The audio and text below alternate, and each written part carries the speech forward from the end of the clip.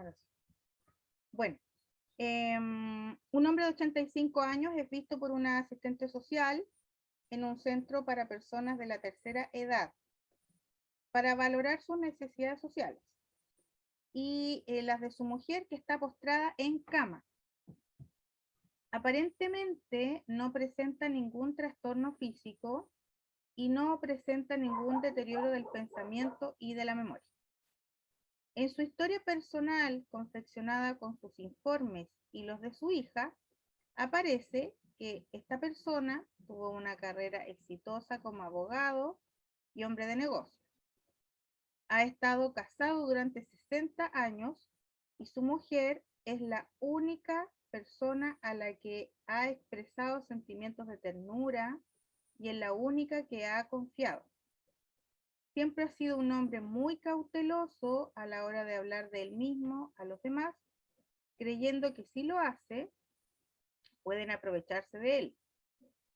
Ha rechazado ofertas de ayuda de conocidos, ya que sospecha de sus verdaderos motivos.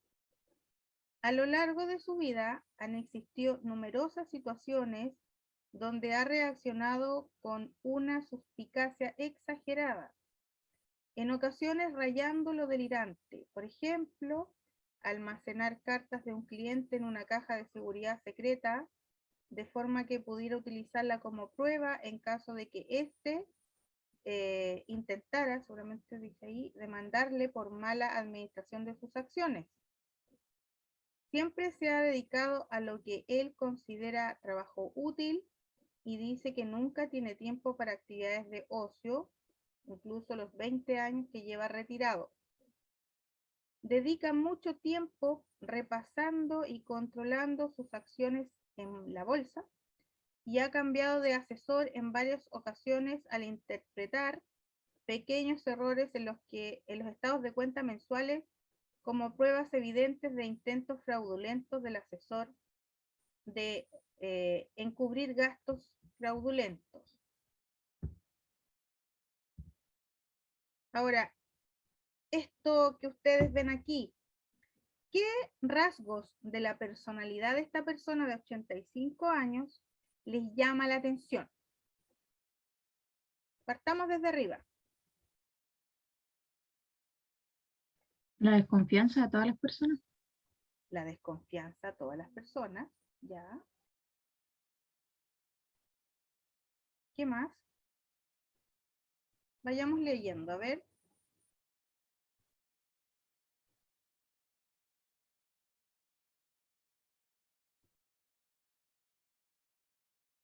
¿Cómo eran sus relaciones sociales?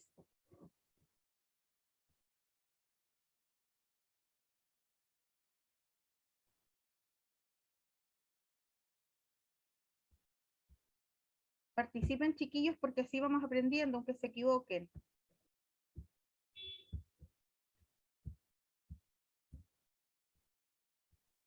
Es cauteloso, profe. Ya, cauteloso. Pero esa cautela que tiene él es como adecuada a los contextos. Profe menciona que solamente a la que le tiene confianza es a su mujer. Ya. Y la señora ahora está postrada, entonces muchas acciones sociales o muchas ayudas fuera de la casa no va a poder hacer ella. Tal vez por teléfono. No dice ahí que su señora esté perturbada psíquicamente, dice solo que está postrada. Profe, ahí dice también que sospecha de las personas que le quieren prestar ayuda. Ajá, Como que como que se hace sospecha de las personas. Es ya, desconfiado. desconfiado. ¿Y de sus empleados?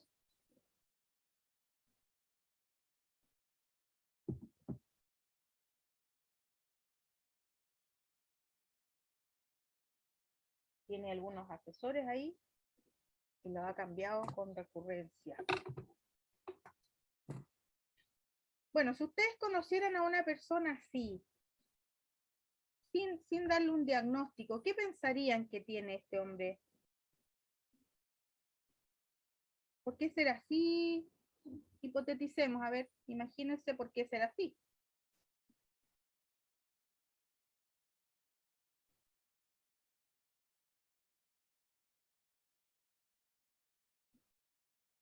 ¿Sufrió algún trauma? Ya. Exacto, puede ser, ¿cierto? A lo mejor fue estafado también. Ya, ya. Duele ser estafado, ¿verdad? Porque aquí perdemos bienes importantes. No dice de cuándo data esto, ¿verdad? No dice en qué tiempo empezó a tener esta actitud, solamente habla del hombre a esta edad. Pero un poquito más abajo habla de que aquí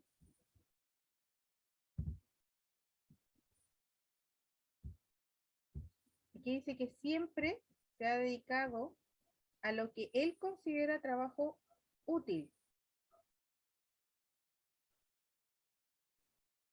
¿Cierto? Y además no se mezcla, no interactúa con otras personas.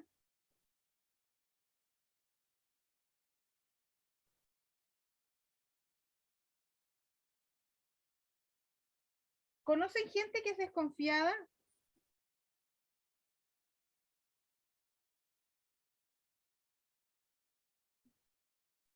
Sí, profe. Ya. La gente desconfiada, o sea, yo creo que todos en algún punto, ¿verdad? Somos un poco desconfiados. Po. No sé si a ustedes les ha pasado que los llaman por teléfono y les empiezan a pedir algunos datos para alguna cosa. Y uno como que queda medio sorprendido, le da miedo, sobre todo cuando llaman de algún banco, alguna cosa. Y lo otro es que estos concursos de repente que hay por la red, ¿verdad? No sé, vamos a postular a una parcela con 10.000 pesos. O sea, Profe, es pero es que normal. ¿Mm? yo ¿Mm? creo que la desconfianza que tenemos las personas sanas es la desconfianza por inercia. Y es como el equilibrio, todos desconfiaríamos de las mismas cosas. Ahora, ¿cuándo nos damos cuenta que hay algo patológico en un paciente? Porque hay desconfianza por sobre los niveles de promedio. ¿Sí? Por sobre los niveles promedio, cuando tenemos una desconfianza y en cosas que son un poco fuera de lugar. Aquí dice que almacena cartas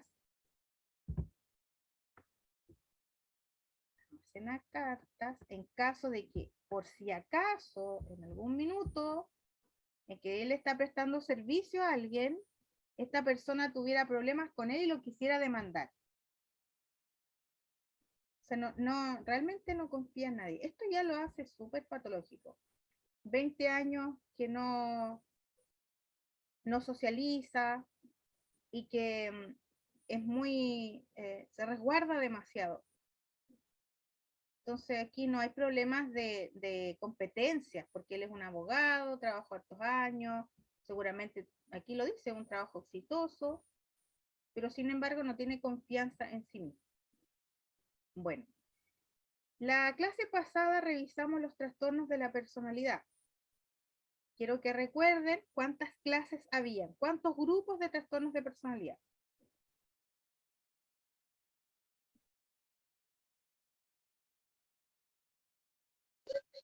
3 creo, profe. Ya, O 4. 3 clases, clase A, B y C. La clase A, ahí teníamos pacientes que se parecían en algunos rasgos a la personalidad de un paciente esquizofrénico. ¿Se acuerdan? Ahí estaban los esquizotípicos, los esquizoides y los paranoides. Yo me acuerdo de la B, profe, que estaban la fobia social, ¿Ya? la bipolaridad, creo. No, el trastorno Ese es de límite. la C. El trastorno límite estaba ahí. El antisocial, el trastorno límite, por eso lo ves como bipolar, pero el trastorno límite, estaban los narcisistas ahí y los histriónicos, eran los exacerbados para afuera, ¿cierto? Y la clase C eran los disminuidos, ya los que tenían con más problemas de autoestima, y estaban los dependientes por excitación y el trastorno obsesivo compulsivo. Bueno, ahí tenemos toda la gama de trastornos de personalidad. ¿En cuál de ellos ustedes podrían asociar este caso?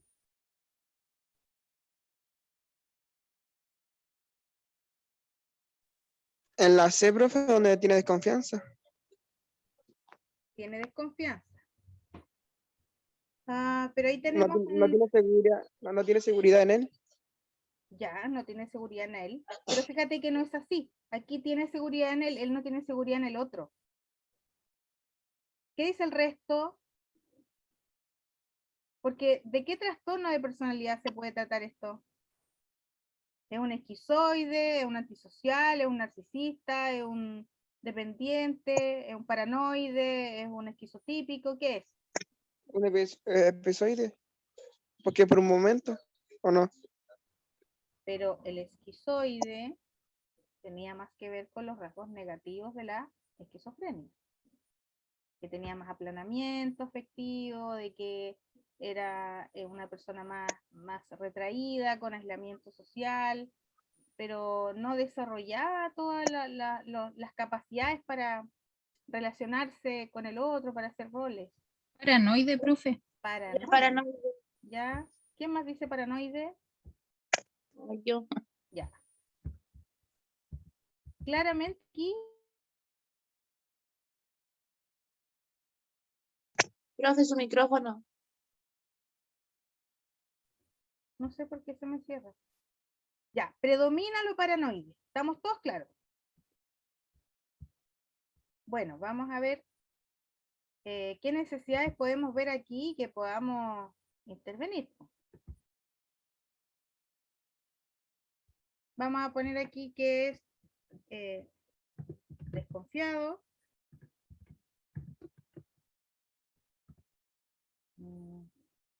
Tiene problemas. No le vamos a poner antisocial porque se van a confundir. Pocas habilidades sociales. Podría ser miedo, porque no sabe lo que le va a pasar si confía en alguien. ¿Ya? ¿Cómo estaba a nivel fisiológico? ¿Se describe algún problema? No. Nada, ¿cierto? No, profe. Ya. ¿Se describe algún problema en el sueño y reposo?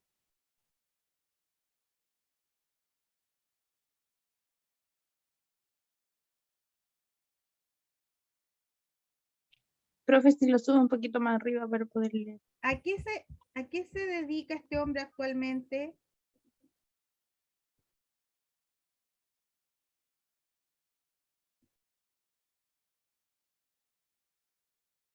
Porque un hombre de 85 años Era ya no está abogado, ciego. ¿cierto? Él era abogado, pero está jubilado. Ya está jubilado, pero sí está con una actividad económica en la bolsa de valores. Porque eso es lo que dice aquí, que después tiene problemas con sus asesores. ¿Se fija? Entonces, ¿algún problema de actividad? Así como que estuviera aburrido sin hacer nada, No, no tiene. siempre está haciendo algo. Ya, siempre está haciendo algo. Porque además, mira, debe tener mucho estrés por esto. La señora está postrada, por lo tanto el cuidador es este esposo. ¿Creen Y ustedes? aparte es la única que confía y no lo puede ayudar, por lo tanto. Exactamente, no tiene red de apoyo. Él siente que no tiene otra red, solamente ella. ¿Qué va a pasar cuando se muera ella?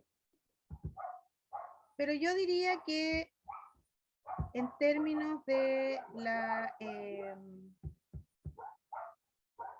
actividad, él no tiene problema, pero sí tiene mucha actividad, entonces a lo mejor puede ser estrés. Ya yo no veo hijos aquí apoyando. ¿Se fijan? Aquí no hay hijos apoyando, entonces tal vez necesita relevo este hombre, porque el relevo haría que los hijos también participen de los cuidados de la madre. Ustedes conocen que el síndrome del cuidador, ¿han escuchado hablar de eso? no hay descanso nunca, po. Siempre están atendiendo al paciente que está dependiendo de ellos. Yo solo quiero que se imaginen cómo será la vida de este caballero. Yo creo que cuando la señora se queda dormido, está tranquilita, él está todo el rato ahí en el computador, en internet, viendo la bolsa de valores, llamando para todos lados, y está, al final, no sale de la casa, no va a pasear, no tiene amigos, no se ríe. Entonces esta cosa social está súper gatillante de problemas de salud. No sabemos cómo está a nivel cardiovascular, pero sí tiene 85 años, entonces tal vez por ahí hay algún problema de salud, habría que hacer algún chequeo, alguna cosa, o tal vez sí tiene al día sus controles, pero le vamos a poner por la edad que puede ser un paciente del programa cardiovascular. Entonces, patología cardiovascular, ¿qué es lo más probable a esta edad? Tiene 85 años. Problemas para la marcha, tal vez no tenga, o tal vez sí un poquito. Podría ser problemas motores, ya le vamos a poner, pensando nomás en la edad que tiene. Y podríamos agregar otro problema que también es muy recurrente a esta edad, que son problemas sensoriales. Porque aquí ya hay uso de lentes, de audífonos, ¿sí? Vamos a bajar el miedo para acá.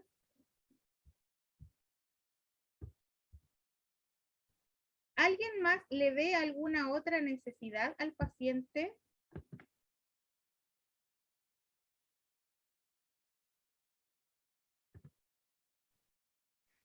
Profe, ¿puede ser lo emocional? Sí. El caballero necesita preocupación, cariño, afecto. Entonces, Sí. Podría ser aquí falta de afecto, o falta de apoyo, y acompañamiento. Acompañamiento. Entonces eso podría gatillar algún problema que finalmente que puede caer en una depresión. Ya. Trabajemos con esto. A ver. El caballero tiene desconfianza porque es parte de sus rasgos de paranoia. Y volviendo un poquito a la teoría del trastorno paranoide, y lo dice un poco el caso, estos pacientes tienen ideas delirantes. Y las ideas delirantes, ¿eran fáciles de erradicar o eran difíciles de erradicar? Difíciles de erradicar. Claro, entonces tú vas a conversar con él y le vas a decir, ¿sabe qué? Lo que usted está pensando no tiene nada que ver con la realidad. ¿Ustedes creen que con Y a eso? lo mejor ni siquiera confía en lo que estamos diciendo. Exactamente, exactamente. Entonces, lo más probable es que esto no nos pertenezca a nosotros. Y como es una patología, es un trastorno de la personalidad, esta persona necesita un diagnóstico. ¿Quién debiera hacer este diagnóstico? Me equivoqué. Un psiquiatra. Exacto. Ya, aquí me equivoqué. En esta parte, ese antecedente relevante era poner antecedentes, todo, como un resumen del caso anterior, de lo que habíamos visto arriba, lo que está marcado en amarillo. Estas son las necesidades. Entonces, las intervenciones aquí, lo primero, si tenemos un paciente con rasgos de la personalidad paranoide, no está diagnosticado, no tiene tratamiento farmacológico ni nada, entonces necesita ser diagnosticado.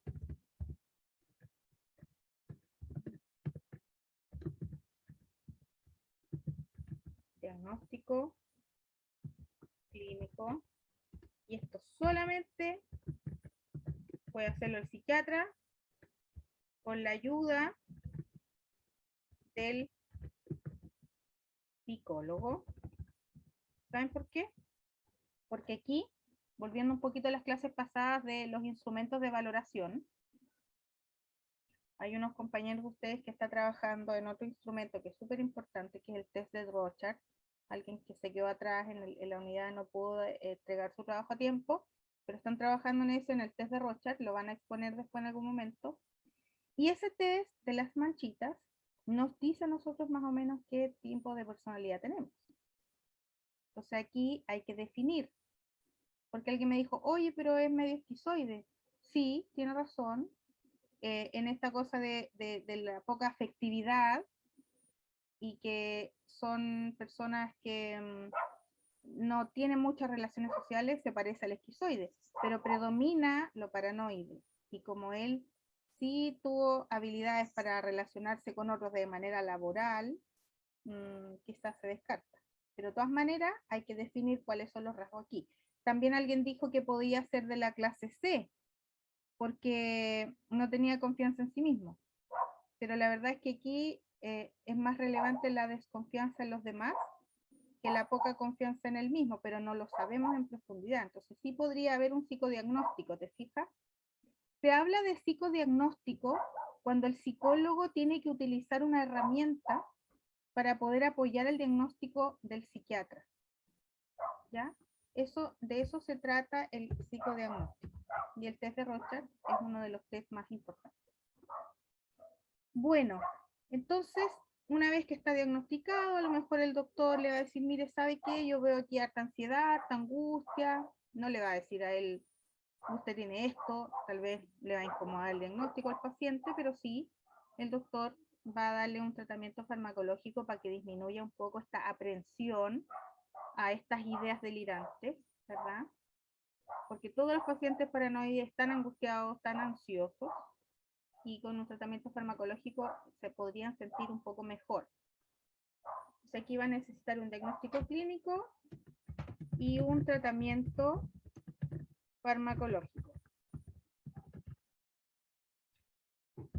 Entonces, dentro de todos los rasgos patológicos que estamos viendo de la personalidad, hay varias cosas que hay que trabajar, por supuesto, en el paciente, y las más gatillantes de trabajar serían como el estrés, la ansiedad y el miedo que le provoca el fracaso, la traición, el engaño, etcétera, etcétera, etcétera.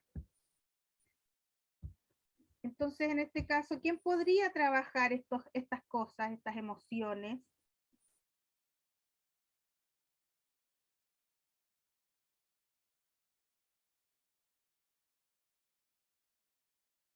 A mí se me ocurren dos por lo menos. ¿El psicólogo también, profe? Exacto. Podríamos hacer una psicoterapia individual con el psicólogo. Pero también enfermería, fíjate, que hace muchos talleres para ayudar a los pacientes a socializar, a sacar el foco de atención de las emociones negativas y cambiarlas hacia las emociones positivas. Aquí tenemos talleres de enfermería, por ejemplo, de actividad física, de ludoterapia, de manualidades. Entonces, el terapeuta ocupacional trabaja harto con estos talleres en conjunto con la enfermería también. Entonces, estas cosas, por un lado, se van a tratar con el psicólogo en psicoterapia, pero por otro lado, hay que incluirlo a él en algunas actividades, cosa que no va a ser tan fácil al principio, porque es muy desconfiado. Pero se puede intentar, siempre y cuando quiera, y se puede integrar en algún dispositivo de salud mental que no requiera mucho tiempo de él, porque no puede dejar sola a su señora. Entonces vamos a definir solamente talleres grupales con temáticas que a él le sirvan, y esos talleres los puede liderar entonces el terapeuta ocupacional y enfermería. Cuando lo sacamos del foco de atención de la bolsa de valores, de la plata, de que no sé qué, lo más probable es que su ánimo cambie un poco y se relaje. Y cuando uno está así, estresado, está angustiado, ¿Qué pasa a nivel cardiovascular?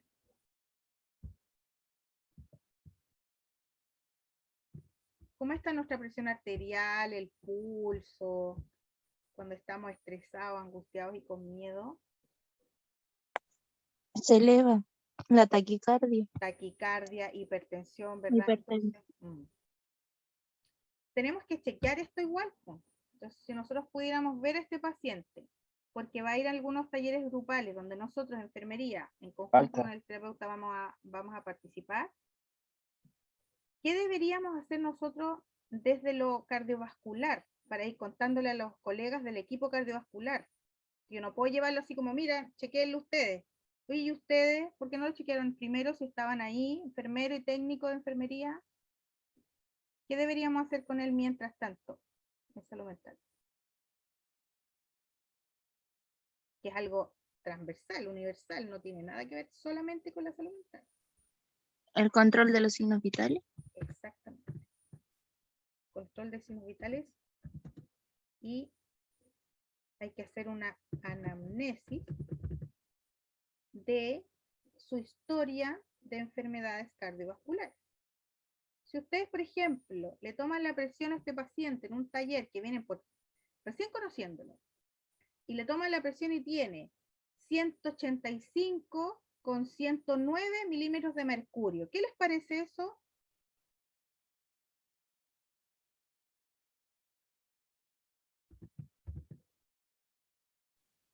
¿Cómo, profe? 189 con 109 milímetros de mercurio.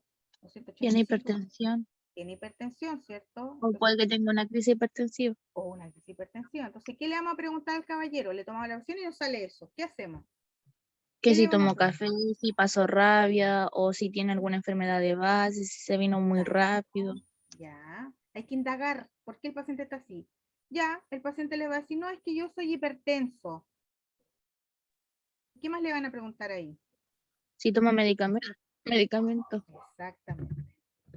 ¿Qué medicamentos toma? ¿A qué hora se los toma? ¿Dónde se controla? Porque esta patología es GES. Por lo tanto, debería estar bajo control y tratamiento.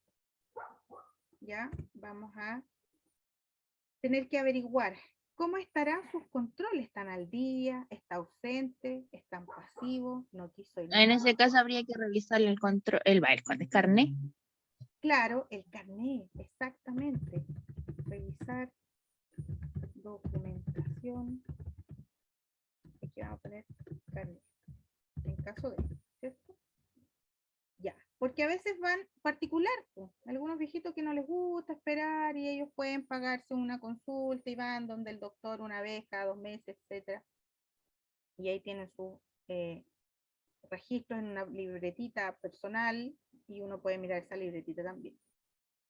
Los medicamentos, vamos a ver el horario y eso deberíamos incluirlo nosotros dentro del horario nuestro también, porque el paciente podría estar 8 horas ahí y en esas 8 horas haber necesitado 2 dosis de fármaco, cualquiera sea, y es responsabilidad de nosotros, enfermería, asegurar el tratamiento del paciente.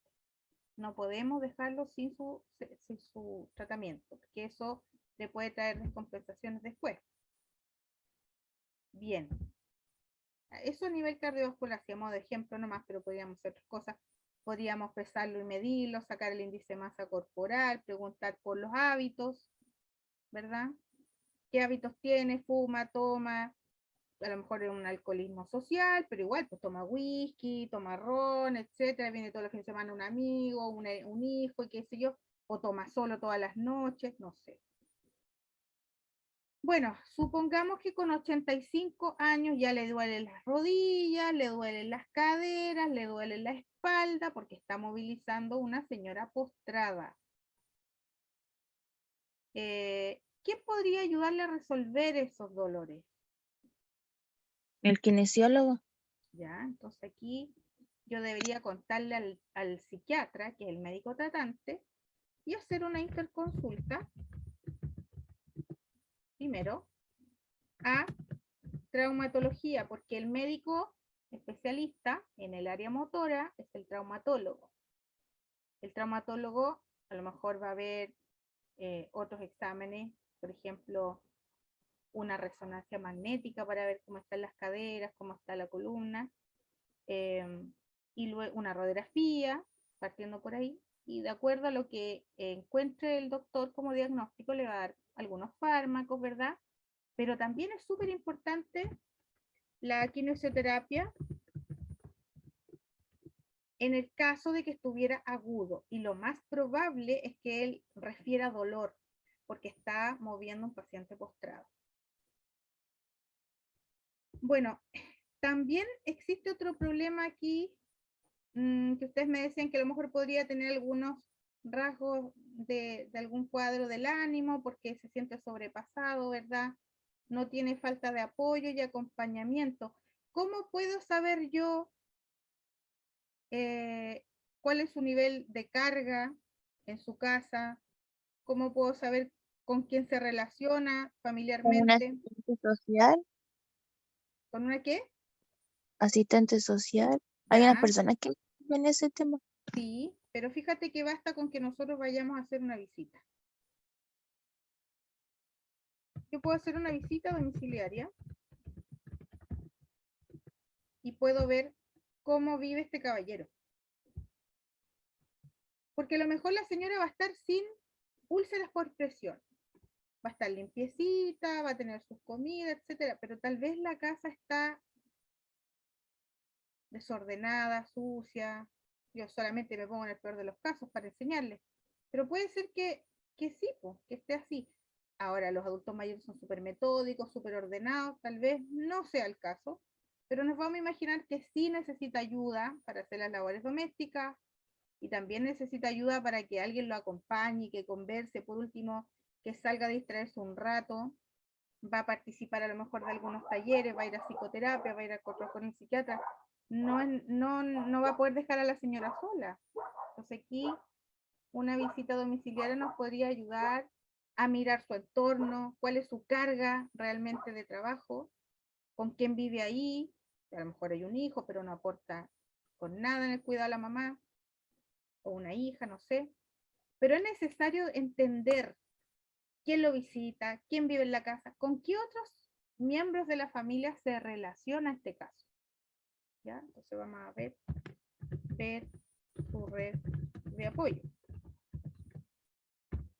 Y si en el caso de que ustedes van a la visita domiciliaria y descubren que el caballero tiene 4 hijos, entre hijos e hijas, y todos viven en la misma ciudad donde él vive con su señora postrada, ¿qué harían ustedes?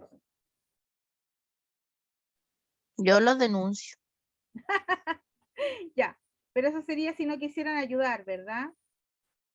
Eso sería el caso de que si no lo quisieran ayudar. Pero supongamos que, como él cree que puede solito, tal vez no pidió ayuda. Habría que comunicarse con los hijos y contarles lo que les está pasando y que de a poco vayan, no sé, integrándose. Exacto. Entonces ahí podríamos hacer visita domiciliaria. Si no viven en esa casa, podríamos acceder telefónicamente a su familia, por ejemplo, por teléfono, o una cita para que venga a una entrevista, ¿ya? Se vamos a poner teléfono, entrevista, y ahí vamos como armando la historia, porque tal vez él diga, no, si yo, mis hijos, no, para nada, que si yo, bla, bla, bla. Pero resulta que vamos hablando con los hijos y todos quieren ayudar, pues, pero él está rabiando y no quiere que se metan porque se le van a perder las cosas, porque le van a cobrar, porque después le van a sacar en cara, no sé qué. No olvidemos que tiene rasgos paranoides. Entonces aquí hay que llegar a acuerdos. Él tiene que ceder porque necesita ayuda, porque si no se deja ayudar va a terminar con más problemas físicos. Y del ánimo, va a terminar con una depresión. A la señora le van a aparecer úlceras por presión, a él le va a salir una hernia de columna, etcétera. Yo me pongo ahí en el peor de los casos, a modo de ejemplo nomás, pero podría pasar. Entonces la familia te puede decir, mira, no, si yo puedo tal día, en este rato, papá, yo puedo ir el sábado en la mañana, yo puedo ir el sábado en la tarde, mira, sabes que cuando tengas control yo puedo venir, después le toca al otro, y así. Busquemos entre todos a lo mejor un cuidador, todos los hijos a lo mejor trabajan, pueden aportar económicamente para pagarle un cuidador por algunas horas. ¿En qué horario hay más trabajo en una casa, chicos? ¿En la mañana o en la tarde? En la mañana. En la mañana, ¿cierto? Entonces sería ideal que a lo mejor los hijos que él tiene pudieran pagar una persona que lo ayudara a hacer los quehaceres domésticos y así él estaría más descansado y tendría más tiempo para relacionarse con su señora, pero en otro plano, ¿cierto? No, oye, te vengo a lavar, te vengo a mudar, te voy a dar la comida, no. Una cosa como más de relación de cariño, ¿verdad? Puede descansar junto a ella, puede incluso algún cuidador ayudarlo a sacarle en una silla de ruedas, dar una vueltecita por ahí, algún parque, a tomar aire. ¿M? E incluso los hijos también se pueden turnar para llevar a su papá y a su mamá de visita a las casas de ellos. Y todo eso lo trabaja el terapeuta ocupacional también. Entonces aquí se puede armar unas actividades familiares que pudiera sugerir el terapeuta ocupacional, así como ayudarles a organizarse. ¿Fija? Bueno, y no me cabe duda que a los 85 años ya tiene algunos problemas sensoriales, no ve bien, no escucha bien, pasa rabias porque no escucha bien, se pone mañoso. ¿Qué vamos a hacer con eso?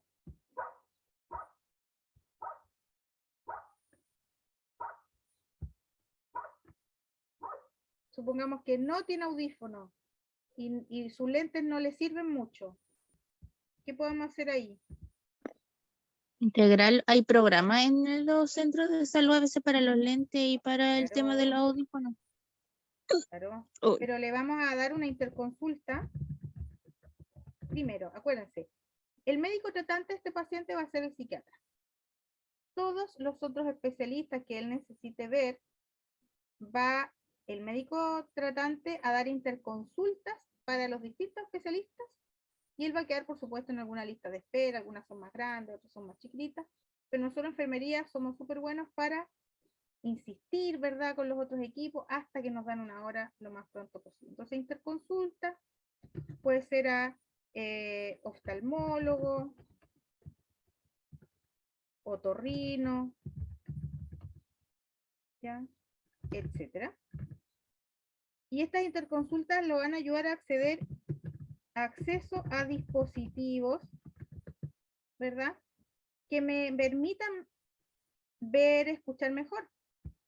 Y tal vez, incluso, podría haber acceso a un bastón, ¿verdad?, si es que no lo tiene, y ahí podríamos incluir también al kinesiólogo, porque el kinesiólogo también ayuda a los pacientes a deambular mejor, entonces las ayudas técnicas las entregan los asistentes sociales de cada sector de acuerdo a las órdenes que emiten los distintos especialistas, ¿ya? Entonces, cuando necesita un audífono, el otorrinolaringólogo va a llegar, le va a dar una orden y el paciente tiene que cursarla ahí en el SOM especialidades. Si necesita lente, va a cursarla ahí en oftalmología y va a esperar que le lleguen sus lentes. Si necesita un bastón o un burrito, va a ir ahí al kinesiólogo y le va a pedir entonces una evaluación y después van a ver la necesidad de la ayuda técnica. Y no solamente para él, porque a lo mejor su esposa también necesita esto. ¿Se fijan? Si la señora necesita algo, también uno puede ir accediendo a las necesidades que tiene para que él esté más tranquilo. Pero le vamos a enseñar a él o a sus hijos a gestionar esas ayudas para la madre, porque la madre no es nuestra paciente, pero sí podemos orientarlos para que ellos ayuden a la mamá. Eso disminuye el estrés y la tensión de él y podría sentirse mejor y tener una mejor calidad de vida. ¿Ya? Bien, ¿qué les ha parecido este caso? ¿Dudas? Profe, y ahí en los antecedentes relevantes, ¿qué se le coloca? Resuma esto de arriba. ¿Ya? Rasgos que usted va a ver. Por ejemplo, Aquí dice que no tiene ningún trastorno físico, o sea, esto no es algo relevante que usted va a poner porque no lo va a intervenir, pero usted va a poner aquí que esposa postrada en cama, primer antecedente importante, ¿ya? No sé, adulto mayor, 85 años. Y dice que esta persona le contó a la hija que tuvo una carrera exitosa como abogado, como hombre de negocio, y que es desconfiado, que es muy cauteloso, que ha rechazado ayudas porque no le gusta que lo ayuden, porque le da miedo confiar en los demás, muy suspicaz, ideas Pero delirantes eso de que, de ser desconfiado también se puede poner en antecedente relevante. claro, tienes que poner antecedentes relevantes, porque la idea es que si yo leo los antecedentes relevantes me haga una idea de que, ya este gallo de 85 años, esposa postrada, desconfiado, jubilado, no tiene relaciones sociales fuera de su casa. Profe, Sí, profe, voy a tener que salirme de la clase, voy a tener que salir ¿con quién hablo? con Aníbal. Aníbal, usted entonces tiene que dejarle dicho a su equipo que ponga. Se le apagó el audio. Dígale a sus compañeros de grupo, a Luis, que a Elkis, que lo reemplacen entonces para que tomen las ideas de este entrenamiento. ¿Ya?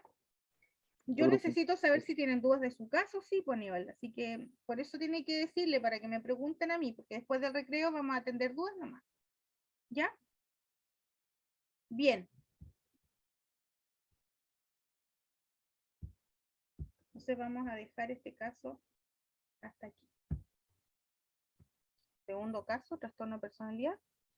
Diana es una mujer de 25 años atendida en una comunidad terapéutica después de realizar un intento de suicidio. ¿Mm? La comunidad terapéutica, si recuerdan, es un centro de residencia, ¿verdad? Vive aislada en una enorme casa de las afueras de la ciudad, con sus padres de vacaciones, deprimida y desesperadamente sola. Se preparó ella misma una bebida de diazepam y whisky, se lo bebió y a continuación llamó al psiquiatra. Diana ha sido una niña tratable, con un mediocre rendimiento escolar hasta los 12 años. En ese momento su carácter, hasta entonces alegre y jovial, cambió de forma drástica. Se volvió hosca y rebelde, oscilando Profe, ¿qué es lo que rápidamente. es Oscar? ¿Cómo? Hosca, Oscar. dura, poco amable, así como mañosita, ¿ya? Con un trato poco amable, a eso me refiero. Oscilando rápidamente de una euforia desmedida a crisis de llanto y depresión. Se unió a grupos de jóvenes marchosos, es decir, niños que andan así como en situación de calle, como que quieren andar mochileando, ¿m? Y empezó a mostrar actitudes promiscuas, abuso de marihuana y de alucinógenos. Promiscuo es el que tiene varias parejas, ¿ya? Y huyó de la casa a la edad de 15 años con un joven de 17. Tras haber burlado a la policía que la buscaba, regresó a casa después de 2 meses. Pobres papás. Retomó la escuela, pero un año después dejó los estudios. Sus relaciones con los hombres eran tormentosas, llenas de pasión, de una ansiedad insoportable y con frecuentes discusiones violentas. Buscaba siempre nuevas sensaciones, solía emborracharse, bailaba a sus anchas por las mesas de las discotecas, acababa con hombres extraños y practicaba sexo con ellos en sus coches. Si rechazaba sus peticiones sexuales, a veces era abandonada en medio de la calle. Durante su... Voy a bajar un poquito. Durante su tratamiento se quejaba de que su familia debería hacerle más caso y pretendía una constante atención de parte de aquella, de la familia. Durante el tratamiento presentaba numerosos síntomas, bebía con frecuencia, tenía miedo a desplazarse sola, incluso a la consulta del terapeuta, tenía ideación suicida y ánimo depresivo, realizaba atracones de comida, tenía ataques de ira extremo, rompiendo objetos en la casa. En varias ocasiones se había hecho daño a sí misma, cortándose las venas, por lo que tuvo que ser ingresada, es decir, hospitalizada. Incluso había amenazado al terapeuta con que si no la atendía de inmediato volvería a hacerlo. No tenía claro qué deseaba hacer con su vida, ni qué trabajo realizar. Había tenido ocupaciones de solo unos meses y solo deseaba dar con un hombre romántico. Nunca había tenido amigas y su única relación afectiva era su perro. A menudo se sentía intensamente aburrida. Tremendo caso. Bueno, este también es un caso de trastorno de la personalidad. Vamos a revisar a grandes rasgos cuáles serían las cosas patológicas que ustedes ven aquí.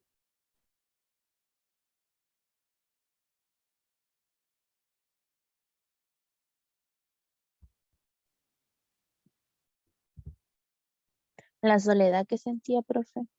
Ya, sentía sola. El abuso de sustancias, siendo menor de edad o siendo pequeña, Chiquitita, ¿verdad? siendo joven, Sí. La depresión. Ujú. episodios depresivos. Episodios depresivos. Mira, aquí dice que su rendimiento escolar era malo, Mediocre. Era súper mal. claro, El intento de suicidio. exacto. Pero lo intentó y después llamó al tiro al psiquiatra, porque le dio Miedo. miedo, ¿cierto? O sea, fue un momento nomás, una explosión de emociones. Dice aquí que hasta los 12 años, claro, le iba más o menos al colegio nomás, pero hasta ahí ella era alegre y jovial. Así era ella hasta los 12 años. Era una niña normal, que a lo mejor, claro, no le iba muy bien el colegio. Pero a los 12 años inicia la adolescencia y se pone osca, rebelde, ¿m? Eufórica, desmedida, y como Aparte sin se fue de su límites. casa. Claro, se fue de su casa, huyó de la casa a los 15 años, y con otra persona más encima. Llanto y depresión, Era promiscua también. promiscua, mira, abuso de sustancia,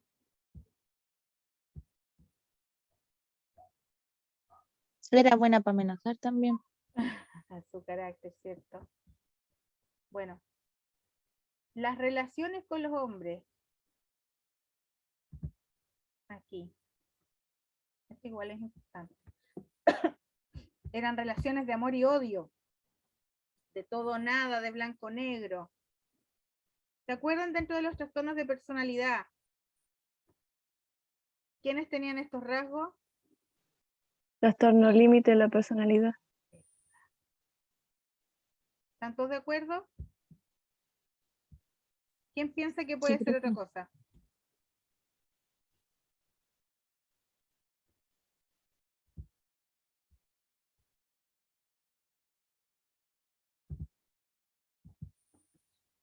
Porque aquí no habla de episodios en que ella sea así. Si yo a este relato le agrego algo importante y les digo que todos los años, en la primavera-verano, ella se comportaba así. Pero que en el invierno ella estaba tranquila y con síntomas depresivos más que nada, predominantemente. De bipolaridad, entonces, profe. Claro, ahí podría ser una bipolaridad. Pero en este relato no se habla de episodios, se habla de Aquí que siempre ella es así. siempre ella es así. Entonces hay una diferencia, ¿te fijas? Porque uno dice, "Ay, esta cabra está maníaca". Podría pensar uno que está en un trastorno maníaco, en un episodio, perdón, maníaco. ¿Ya? Nos podía confundir, si nunca nadie le ha hecho un diagnóstico, uno se puede confundir. Pero para Profe, diagnosticarlo hay que esperar un año, más o menos, para saber cómo es su ciclo. Catherine, ¿me hablaste?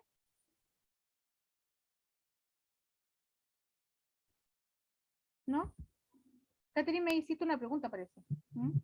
no, profe, eso le Ya. estaba diciendo. Bien.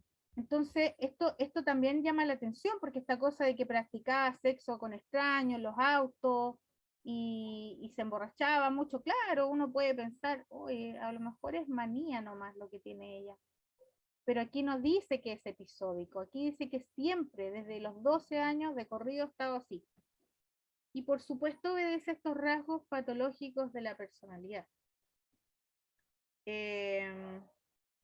Hubo un momento en que tenía ideación suicida, ¿verdad?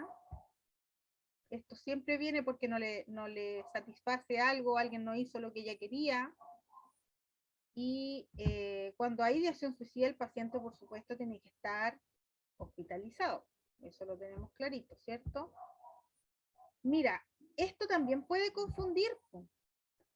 ¿Qué pasa si yo les digo que ella predominantemente, después de episodios de crisis, de conflicto, tiene atracones de comida? ¿Qué van a pensar ustedes ahí? Que tiene ansiedad. Atracones de comida.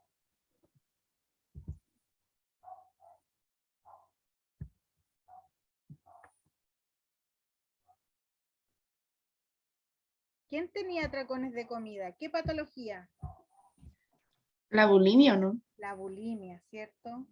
Entonces ahí, ¿podría una persona tener un trastorno de la personalidad límite y además tener bulimia?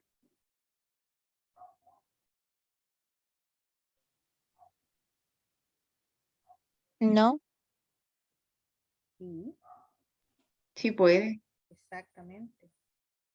¿Puedes tener tú hipertensión y diabetes al mismo tiempo? sí. Sí puedes. Fíjate que la psicosis es muy difícil tener dos a la vez, porque siempre hay una diferenciación, ¿ya? O sea, no, nadie puede ser esquizofrénico y tener un trastorno bipolar al mismo tiempo. Pero aquí perfectamente un trastorno de personalidad puede tener bulimia y anorexia, porque esas patologías podrían ser tratadas y podrían sanarse. El trastorno de personalidad es una forma de ser y es súper difícil modificar. Entonces, aquí, ¿quién es el profesional o quiénes son los profesionales que mayoritariamente tienen que trabajar con el trastorno límite de la personalidad? Psiquiatra. El psiquiatra, ¿cierto? Primero que nada, el diagnóstico. Él va a tener que indagar con su familia mucho para tener todos estos antecedentes. No me cabe duda que hubo una conversación, ¿cierto? Con los padres, o sea, con los abuelos, a lo mejor, no sé, con sus profesores. Y tenemos todo este relato. Pero aquí hubo muchas conversaciones, porque ella no nos va a contar esto. Los personajes con trastorno límite de la personalidad, ellos no cuentan sus errores. Ellos cuentan puras cosas que están bien y le echa la culpa al otro, de que este relato no viene desde ella. Ahora, si yo les digo a ustedes que predominantemente ella tiene ataques de ira extremo y rompe todo, ¿qué podrían pensar sin tener todo el resto del relato? Que está así con agitación psicomotora, iracunda, y que le vienen esas ideas a la cabeza de daño, y tiene 25 años, y que hace rato está así, sin saber todo el relato restante, podría uno... ¿Esquizofrénico? Exacto. Sin conocer todo el relato anterior, uno podría decir, Dios mío, es un brote de esquizofrenia. ¿Se fijan? ¿Por qué les hago hincapié en los distintos diagnósticos que podrían aparecer en este caso? Porque estas personas, cuando están mal, no siempre acuden espontáneamente a las urgencias o a pedir ayuda a otro lugar. la mayoría de las veces es llevada por un tercero. Y algunas veces incluso es llevada por carabineros, qué sé yo, alguna persona que trabaje en alguna institución, y por ejemplo en el colegio, y la persona es llevada porque están persuadiéndola para que se atienda y la han convencido a medias y llega a atenderse. Pero no siempre es por voluntad. Por lo tanto, cuando el médico de turno conoce solo lo que está viendo por partes, no sabe de qué se trata. No sabe que tenía ideación suicida y la acabamos de encontrar con todos estos paquetes de dulces, se acaba de comer como 10 paquetes de papas fritas y unos 10 paquetes de galletas y está vomitando. Ah, el doctor dice, esto es bulimia. Pero no sabe el otro contexto. ¿Fija? O es traída por carabineros porque acaba de patear a todo el mundo rompiendo unos vidrios de una casa o un auto y todo, y la trae los carabineros ahí esposada. Entonces que dice, a lo mejor tiene un ataque de un brote esquizofrénico, entonces están tratando de indagar cómo está su pensamiento, si está lógico o no, si está alucinando, si está oyendo voces, ahí empieza a ser como un diagnóstico diferencial. Bueno, pero en fin, era un ejemplo solamente para darse cuenta que en algunos casos los equipos no siempre, como tienen todo el paquete de la historia del paciente, no siempre lo pueden ayudar de manera efectiva. Aquí un paciente debe estar estudiado, bajo el cuidado y seguimiento de un equipo multidisciplinario por hartos días, meses tal vez, y hacernos una idea un poquito más certera de qué diagnóstico es. Entonces, aquí va a trabajar el psiquiatra, le va a hacer el diagnóstico, como bien dicen ustedes, le va a dar algunos fármacos para algunos de estos síntomas. Como qué síntomas o qué emociones deberían ser tratadas con algún fármaco.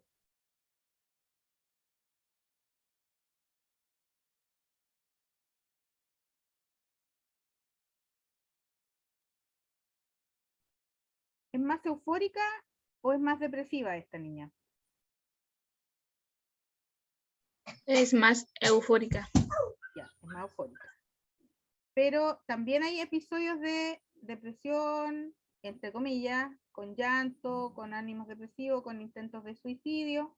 Entonces su ánimo es así, sube y baja, ¿cierto?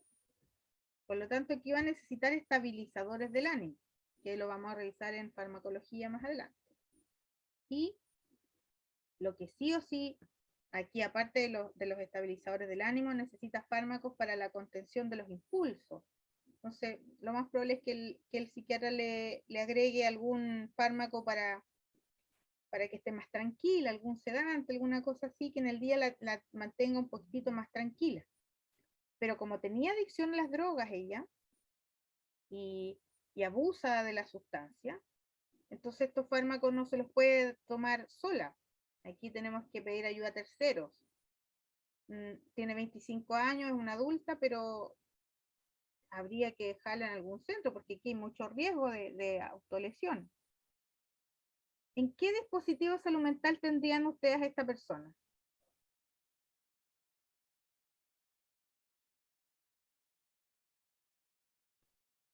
En un centro psiquiátrico, Sí, a eso me refiero con centro de salud mental. ¿En qué dispositivo sí?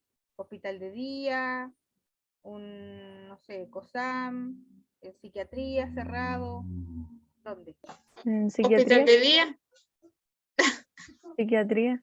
Psiquiatría primero, bien, vamos a estabilizar un poco a la paciente, vamos a diagnosticarla, vamos a empezar un tratamiento farmacológico, tal vez vamos a iniciar alguna psicoterapia con alguna intención de diagnosticar el trastorno de la personalidad, o sea, psicodiagnóstico en este caso. La vamos a egresar porque no va a poder vivir eternamente ahí en psiquiatría, y no se va a sanar de esto en psiquiatría. Y después va a ir bajando de nivel y nos tocaría el hospital de día. Y en el hospital de día va a hacer hartas actividades, va a haber momentos bien buenos, va a socializar. ¿Qué riesgos podría haber en el hospital de día, por ejemplo? Porque en psiquiatría no, porque ahí está con llaves, si se agita la van a contener con fármacos y físicamente.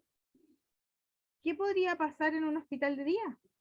¿Qué riesgos podríamos ver en esta persona?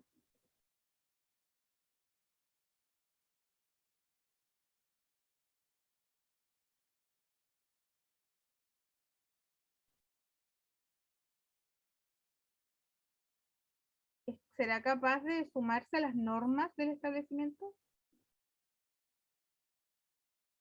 Sí. Ya, tal vez, ¿cierto? Pero si algo no le gusta, se va a querer ir. Podríamos tener aquí riesgos de fuga. Si se enoja, podríamos tener riesgo de autolesión. O, si se enoja con alguien, podríamos tener riesgo de lesión a terceros, a otros. Aquí es súper importante manejar a la paciente siempre supervisada, en un ambiente terapéutico sin riesgo. Profe, pero a menos que esté acompañada, porque no le gusta estar sola. Entonces, Pero en a los lo hospitales mejor, siempre hay gente, siempre hay pacientes, vamos a hacer grupos de trabajo, los profesionales van a estar ahí, pero no puede estar solita. No puede estar solita. Eso sí que no. Bueno, ¿quién es el profesional que más debería trabajar con ella, aparte del psiquiatra que ya la diagnosticó, la tenemos con algunos fármacos? ¿Quién sigue ahora para resolver todo este tema que ha tenido? ¿Un psicólogo, profe? Un psicólogo, ¿ya? Entonces el psicólogo o psicóloga va a hacer una psicoterapia individual. ¿Nos hace falta red de apoyo aquí? sí, profe. Ya. ¿Cómo accedemos a su red de apoyo? ¿Con qué estrategias? Interconsulta. ¿Una visita domiciliaria? Visita domiciliaria. ¿Qué más? No, las interconsultas son para acceder a los otros especialistas. Estamos Sí, hablando de red profe, de sí. apoyo familiar. Ya, visita Sí. domiciliaria. ¿Qué más? No me resultó la visita domiciliaria, no estaba la gente porque trabajaba. ¿Qué más Llamado puedo hacer? teléfono. Llamados telefónicos o Entrevistas. entrevistas. Perfecto. Bueno, y las citaciones pueden ser, la puede entrevistar el psiquiatra, puede entrevistarlo el psicólogo, lo podemos entrevistar nosotros, la familia, y vamos buscando, ¿cierto?, desde cada profesión, qué elementos existen en su red de apoyo que la puedan favorecer. ¿Ya? Y bueno, la psicoterapia es un proceso largo y capaz que ella toda la vida va a necesitar psicoterapia. Si miramos así sus necesidades en general, aquí no dice cuánto mide, cuánto pesa, no sabemos cómo come, dice solamente aquí que bebe alcohol, consume drogas y que de repente tenía algunos atracones. ¿Tendrá necesidades nutricionales ella, tal vez? Sí, profe. ¿Cierto? De hecho, ¿Tendrá? ahí también ¿Cómo? hablaba que tenía, era promiscua y tenía sexo con las personas en los coches. Yo creo que también algo parte de como de la matrona para hacerle exámenes. Excelente, hay que verificar, ¿cierto? Si tiene enfermedades de transmisión sexual, si se está cuidando para no quedar embarazada y está en un riesgo de un embarazo no deseado. Perfecto, perfecto el lazo que hiciste ahí. También hay que ver cómo está su piel, quizás está descuidada, si tiene a lo mejor alguna dermatitis, a lo mejor tiene, no sé, estará, hasta puede tener parásitos, piojos, no sé cómo está. Tengo que ver cómo está su autocuidado, ¿verdad? ¿Y a qué se dedica esta niña con 25 años? ¿Cuál es su ocupación? ¿Tiene ocupación o no? No tiene. No tiene. ¿Y a los 25 años uno debería tener alguna ocupación? Sí, profe. Sí. Sí, profe. Claro, pues entonces ahí, ¿qué profesional tiene que trabajar con ella? ¿Un asistente social? Por una parte, pero el asistente social yo creo que podría ver qué necesita ella para poder desarrollarse económicamente. Pero aquí el terapeuta ocupacional es quien ve cuáles son sus habilidades, destrezas, con qué elementos cuenta para tener algo, cuál es su actividad diaria, si es remunerada o no es remunerada. El terapeuta tiene que ordenar un poco las actividades de la vida diaria. Tal vez ella sabe cocinar, tal vez sabe hacer alguna manualidad, a lo mejor tiene algún dote artístico, pinta, canta, no lo sé. Y esas cosas las puede ayudar a visualizar el terapeuta ocupacional, el psicólogo también. Bueno, y si tiene habilidades, imagínate habilidades culinarias, ya se quiere dedicar a vender colaciones o quiere hacer una pyme para vender dulces. Para eso necesitas dinero. Entonces la asistente social o el asistente social puede integrarse para que la ayude a postular algún proyecto. ¿Viste? Proyectos, qué sé yo, Capital Semilla, algún proyecto de la municipalidad, con pequeños fondos que la hagan ir trabajando. No va a ser fácil porque esta persona no tiene tanta constancia, pero puede tener trabajos protegidos. Podemos enlazarla a algún grupo de los pacientes que están haciendo trabajos en conjunto, con pequeñas remuneraciones, pero que la hagan sentirse útil.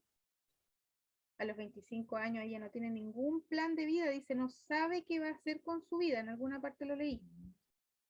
¿Ya? Entonces, si no tiene idea qué va a hacer con su vida, el terapeuta y el psicólogo también la pueden ayudar a buscar ideas. ¿Qué es lo que a ti te gustaría hacer? ¿Para qué eres buena tú? Y de todo eso, ¿qué es remunerable? Así se busca un poquito el trabajo. ¿Cómo podría yo hacer una fuente laboral con mis habilidades? Y obviamente pensando en que pueda ser una necesidad también para la población, porque no saco nada yo con hacer algo que no va a tener venta, ¿verdad? Bueno, hay harto que hacer con ella, ¿verdad? Harto que hacer con ella. También hay harto que hacer con la familia. ¿Cómo creen que se sienten los padres de esta niña?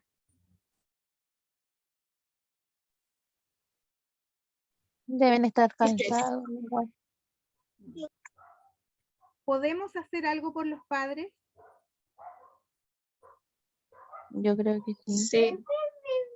¿Qué podríamos hacer por ellos? ¿Qué profesional podría ayudarlos? Terapia, Puede ser una psicólogo. terapia con el psicólogo. Exactamente. Una terapia con el psicólogo también, ¿cierto? En conjunto, no sabemos si están juntos o separados, pero a lo mejor ambos son importantes para ella. Tal vez tiene relación más con uno de los dos, con el otro se ha perdido. Uno puede trabajar esa relación para recuperarla, para sanarla. Entonces ahí el terapeuta es súper importante. Bien. Buen caso para aprender, chicos.